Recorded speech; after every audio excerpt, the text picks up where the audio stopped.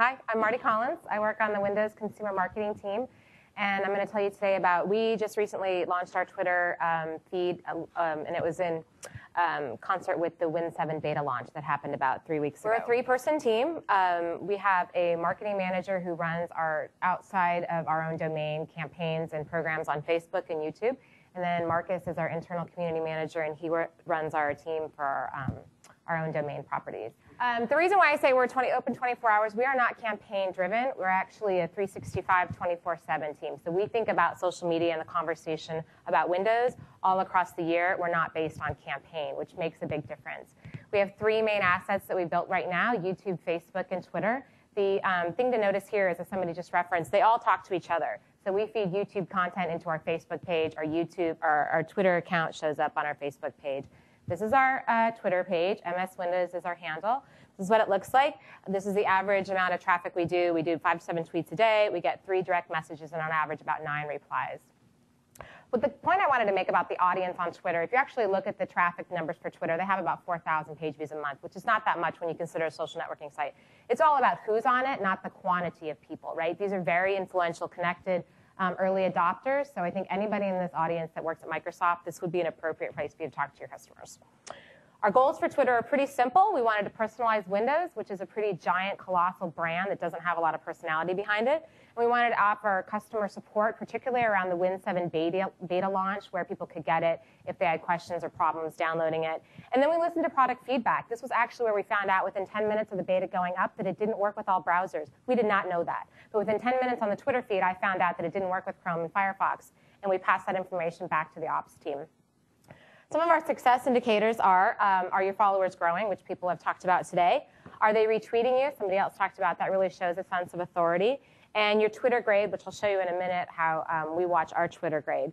Being seen as an authority is important on Twitter, particularly if you're a brand like Windows. This is a post that somebody did referring people back to MS Windows, which is our handle, saying, MS Windows, go ask them if you have a question. That's a great way to know whether or not you're actually making traction in this space. This is our Twitter grade. About a week ago, we were 17,000. We are now the 9,000th out of about 1.1 million sites. We're considered 9,451. This is, whatever this is worth, I don't know. It's kind of a fun little gadget if you want to know how if your grade's going up or down. One thing you want to think about if you're corporate, if you want multiple people using your account or a single person using your account. We have a multiple person using our account. What that means is that you need to identify who that person is doing the twittering. So the person right here is Josh. Josh, we have his, there's something called co-tags. You can go look at co-tweet. We do a co-tag, so whenever Josh tweets, he uses his initials. And then we have a key on the left-hand side. As we add more Twitter account people, we'll add their face and their names there as well. Hi, I'm Josh. I work with Windows Outreach Team, and I am MS Windows on Twitter. For MS Windows on Twitter, it's a great account. You should follow us because we'll be following you, and we like to, or it's great to go out and engage in conversations and to see what the community thinks about Windows and our products. And if you have any questions, I'll try to answer them, but or anything, just say hi. How to build followers. This is a good question people have talked about. Follow the people that are interested in your brand. So whatever your brand is, if it's Office, Xbox, whatever, find people that talk about your brand.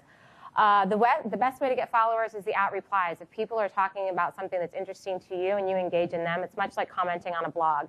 You get more traction if you're actually engaging in somebody else's conversation.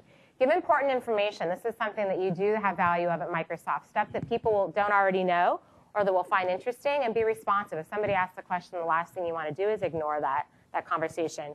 It works really well for benchmarking. So this was, we looked at Chrome versus the Win 7 beta launch. On the right-hand side, this is the conversation for the Win 7 beta launch.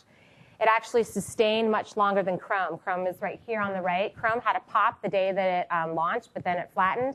The Win 7 launch actually had more volume than the Chrome launch. On Monday after the beta released, we had 1 tweet every 2 seconds going on Twitter. So we actually had the highest volume that any product had seen. We also compare this against iPhone as well. Learnings.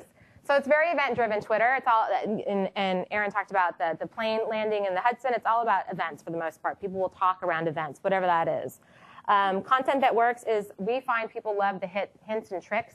If you give them something they can't find someplace else, that works really well. Exclusive Microsoft information. Engaging directly with the people that are replying to you is important to do. People have talked about that. And one thing that we learned was we had a link on our download page to an RSS feed. What we should have done was put our Twitter link right there. We didn't do that, and we probably could have gotten a bit more traction had we done that. So in the future, I'd do that differently.